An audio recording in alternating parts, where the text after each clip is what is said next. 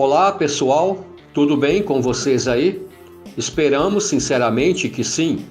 Estamos de volta com mais um caso ufológico para seu entretenimento. Que esse nosso canal aqui seja sempre o seu preferido para saber sobre aliens e OVNIs. Estamos de olho. Tamo junto. Eu sou o Índio e nós somos o Projeto UFO, em busca do desconhecido. Tema da postagem de hoje: Batalha épica nos céus, caça versus OVNI, o caso George Gorman.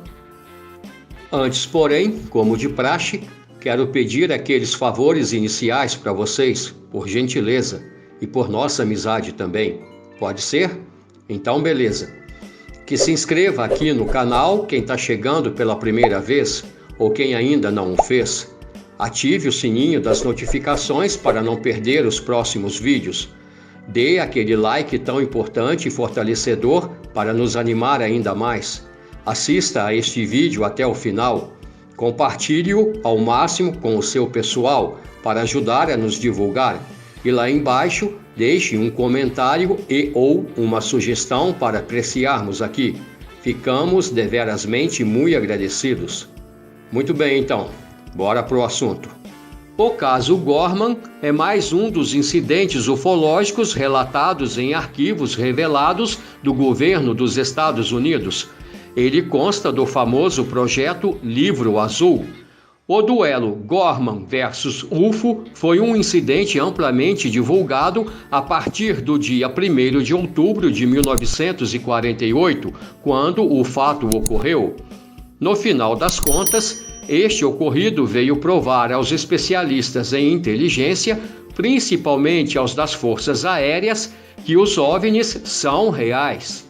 Todavia, para variar, em 1949, a Força Aérea dos Estados Unidos classificou o caso Gorman como sendo mais um episódio de confusão com balões meteorológicos iluminados. Cá para nós. Chegam a ser ridículas essas declarações, não é mesmo? Mas estas tentativas de acobertamentos estão progressivamente caindo por terra para a felicidade e sobrevivência da ufologia.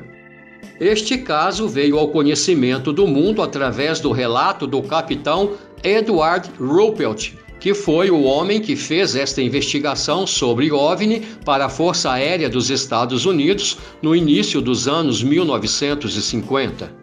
O capitão Edward Ruppelt participava do projeto Livro Azul, que consistia de uma série de estudos secretos conduzidos pela Força Aérea dos Estados Unidos a partir de 1947. Sua missão era determinar se os OVNIs seriam de fato uma ameaça à segurança nacional dos Estados Unidos e também analisar cientificamente todos os dados relacionados a avistamentos. A Batalha de Gorman permanece sendo um dos avistamentos mais misteriosos da história dos OVNIs. O ocorrido ainda não teve uma explicação satisfatória e envolve um encontro de 27 minutos no ar entre um piloto veterano da Segunda Guerra Mundial, chamado George Gorman, e uma misteriosa luz branca em elevadas altitudes acima da cidade de Fargo, no estado da Dakota do Norte, nos Estados Unidos. Disse o aviador George Gorman a um jornal após o acontecimento de 1º de outubro de 1948. Abre aspas.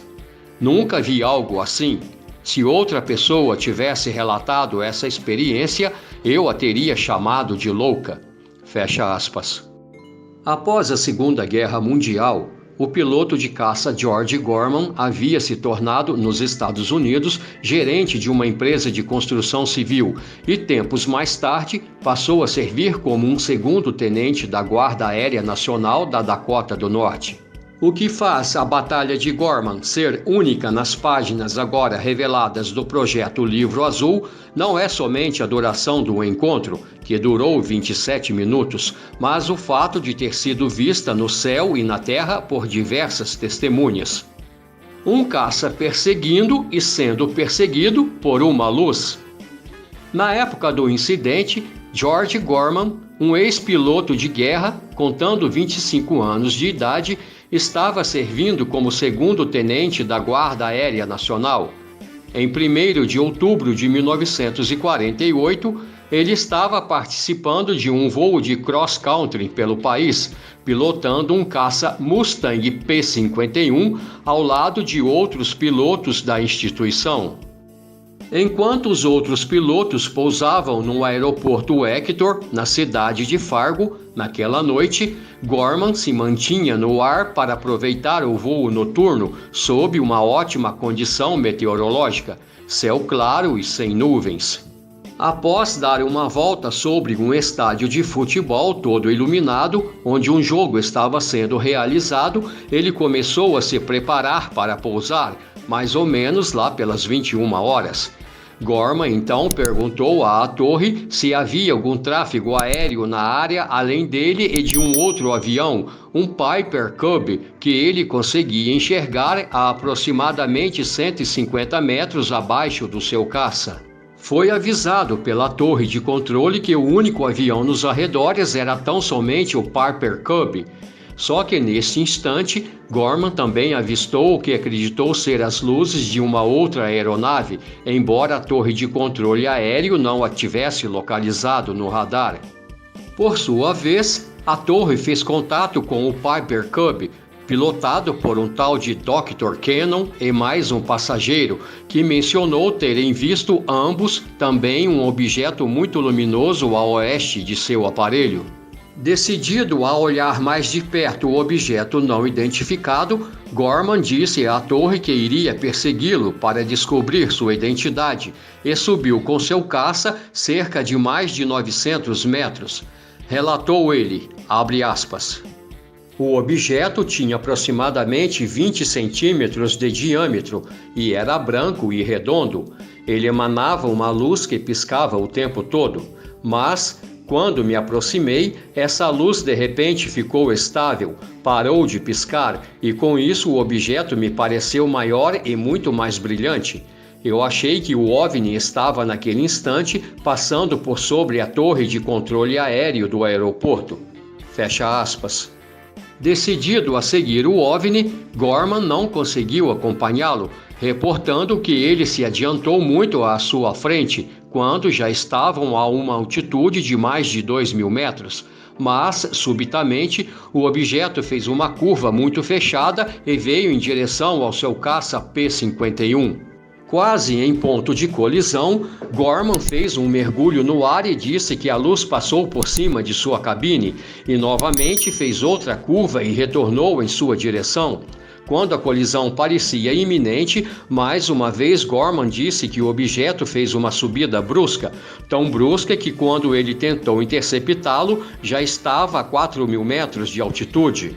Enquanto isso acontecia, os dois ocupantes do avião Piper Cub já haviam descido e se dirigido para dentro da torre de controle aéreo, para junto dos controladores observarem melhor, por binóculos, o desenrolar da peleja.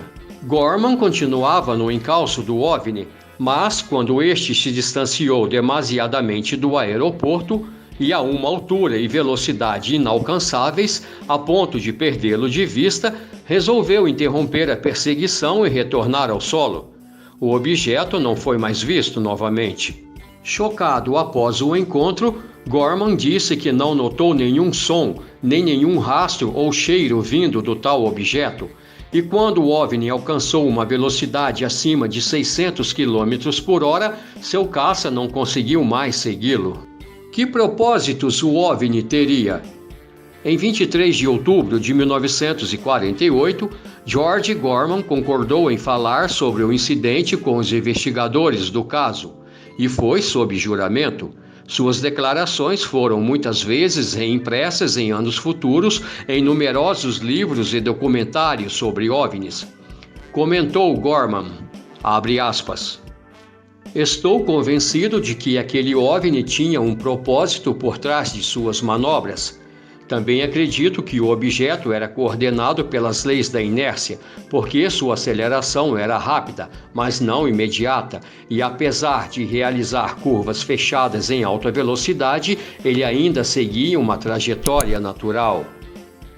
Cheguei a desmaiar temporariamente por causa da altíssima velocidade que empreendia o meu caça enquanto tentava fazer uma curva junto ao OVNI.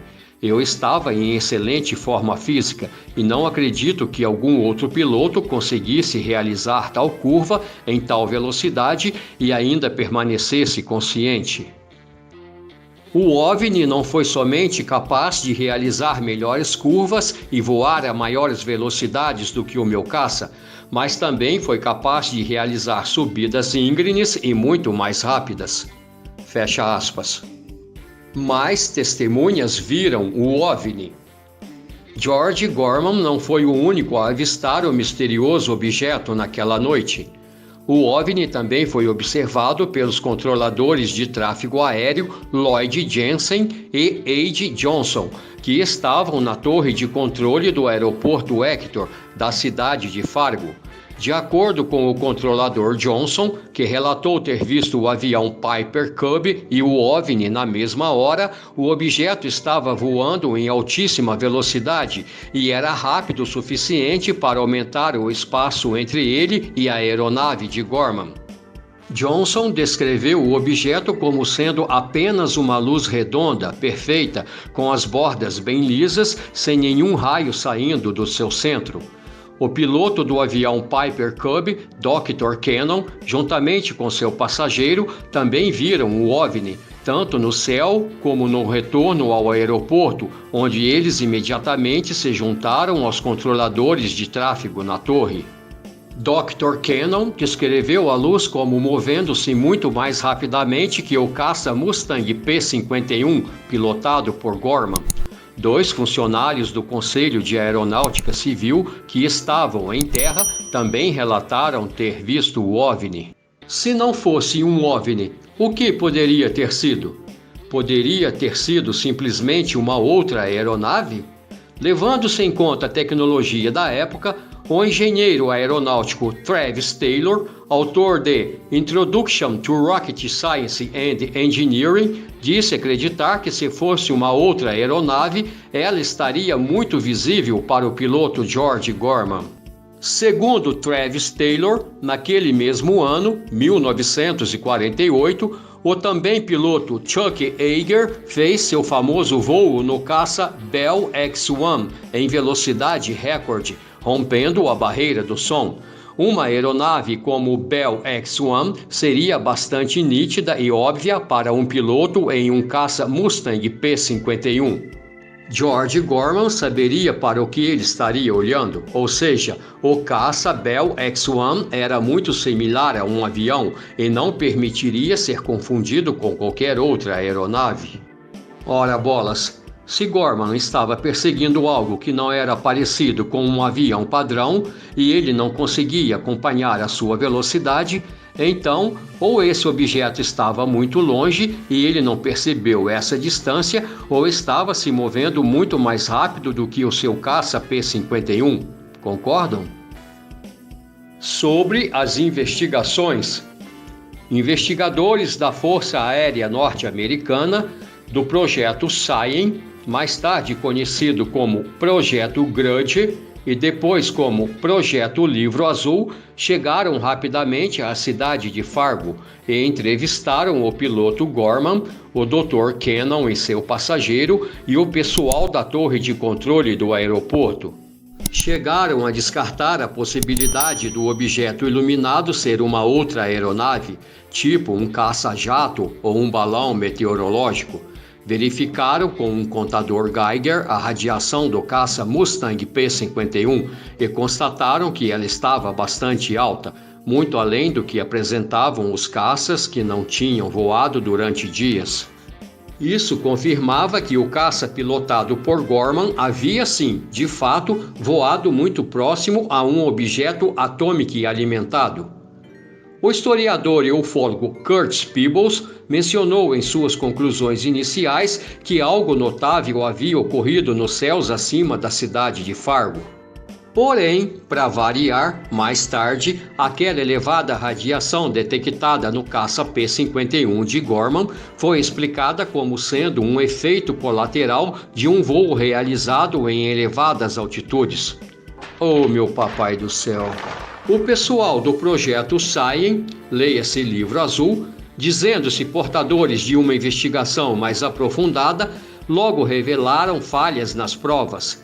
Disseram que um voo plano elevado na atmosfera da Terra é menos protegido da radiação do que um voo ao nível do solo e que por isso as leituras do contador Geiger não poderiam ser consideradas evidências válidas para afirmar que o caça havia se aproximado do OVNI e com isso ter sido atômico afetado.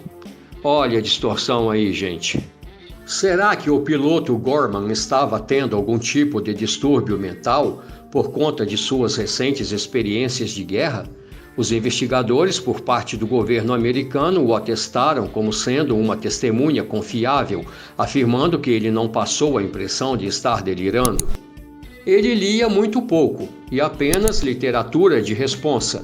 Passava a maior parte do seu tempo caçando ou pescando. Bebia menos que socialmente. Fumava normalmente e jamais usou drogas. Ele parecia ser um indivíduo muito sério e sincero, que ficou consideravelmente intrigado com aquela experiência e não tentou de nenhuma maneira aumentar a sua história. Será que foi um teste da Guerra Fria? Uma teoria da conspiração especulou que o ocorrido com o piloto Gorman poderia ter sido um teste secreto aéreo norte-americano. Com a Segunda Guerra Mundial tendo terminado recentemente, a tensão sobre o povo ainda era alta em 1948, tanto em círculos militares quanto civis.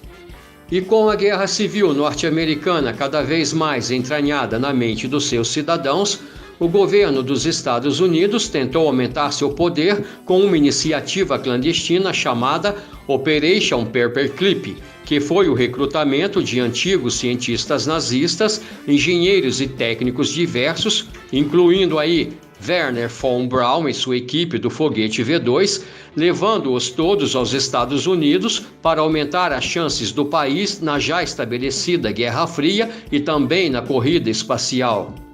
Mais adiante, os soviéticos começaram a testar o seu foguete R-1, que era uma versão do foguete V-2 alemão, no mesmo ano da experiência de George Gorman com o OVNI, fato este que levantou questões sobre a origem do objeto ser alguma arma ou aeronave soviética.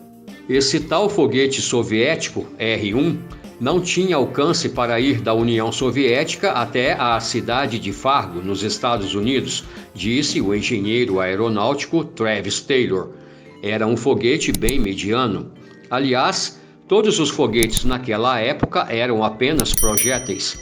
Eles basicamente utilizavam a aerodinâmica para se mover. Eles podiam realizar manobras lentas, mas, se realizassem alguma com maior velocidade, começavam a se despedaçar. Uma avalanche de teorias.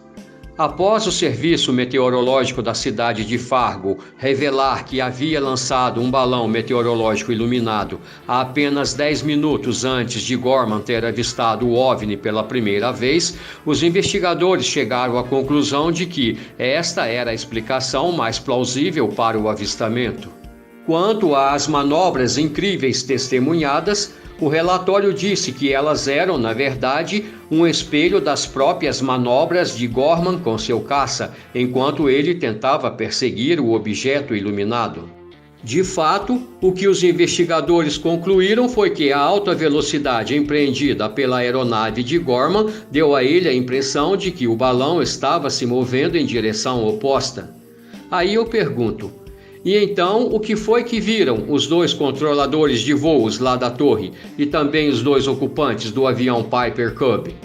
Além disso, os investigadores notaram que o planeta Júpiter estava com uma aparência muito brilhante naquela noite, o que levantou a hipótese de Gorman estar perseguindo Júpiter enquanto o balão meteorológico estava em órbita. Aí já é demais, não acham? Esses caras são capazes das maiores invencionices estapafúrdicas para tentarem encobrir um fato ufológico. Dá até raiva na gente. Esse tal de Travis Taylor ainda disse que, naquela época, estava sendo realizada o projeto Mogul americano, ultra secreto, que consistia de enviar balões a elevadas altitudes com microfones acoplados para tentar ouvir se os soviéticos estavam realizando testes nucleares. E tem mais. Ele disse também que o famoso caso Roswell, ocorrido no estado do Novo México, nos Estados Unidos, foi explicado como sendo um balão desse tal projeto Mogul. Mas Travis Taylor também elaborou sua própria teoria. Ele disse que, muito provavelmente, alguém estava brincando com foguetes por ali. Faz-me rir. Mas ele apontou que não havia naquela área nenhum local de testes e nem mesmo cientistas para tal. Que a operação Paperclip era toda realizada em White Sands, no Novo México, Estados Unidos, e que o guru dos foguetes, naqueles tempos, o senhor Robert Goddard, já havia morrido em 1945. Então, que não fazia nenhum sentido estarem perseguindo qualquer coisa feita pelas mãos do homem naquele local. Muito controverso, não acham? E meio sarcástico também, penso eu.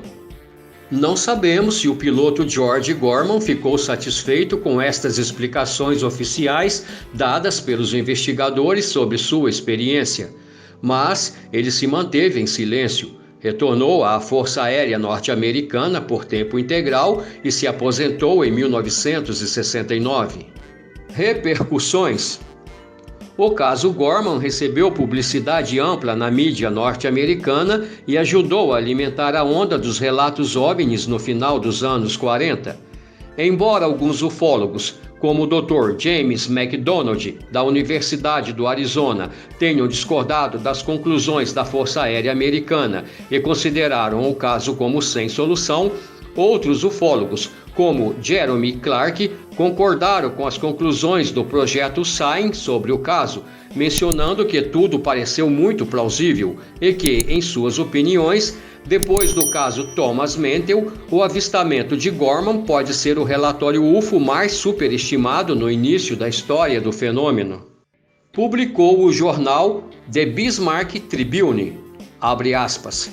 Após sua aposentadoria, George Gorman nunca mais falou publicamente sobre o encontro com o dito OVNI, apesar de ter contado a amigos que nunca esteve convencido de ter travado uma batalha aérea com um balão iluminado durante longos 27 minutos. Fecha aspas.